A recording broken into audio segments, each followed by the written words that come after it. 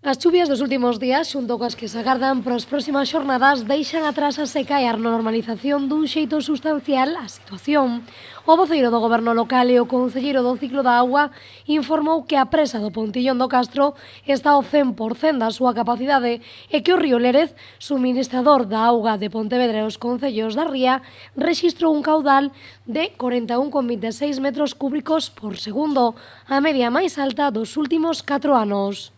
E se o comparamos con outros anos, por primeira vez ganamos como en outros anos, que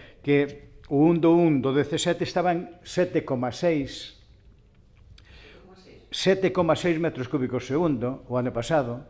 O ano pasado, cando choveu moito, foi despois a finales de xaneiro, pero aí estaba a cousa un pouco tal.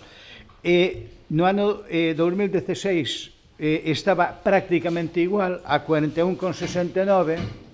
pero tamén no 2015 estaba a 18,2, co cual a media destes 4 últimos anos, incluído a da hora, é o 22,49, é dicir, casi estamos no doble da media. Por outra banda, o consumo diario da auga está en 22.653 metros cúbicos ao día, unha caída sustancial que ten que ver coa recuperación do acuífero e cun consumo máis responsable da auga. González dixo que con estas choivas a situación vaise normalizando, o que non impiden que igualmente teñan que estar atentos, porque a caída de auga no último trimestre do ano foi notablemente inferior a que en anos anteriores.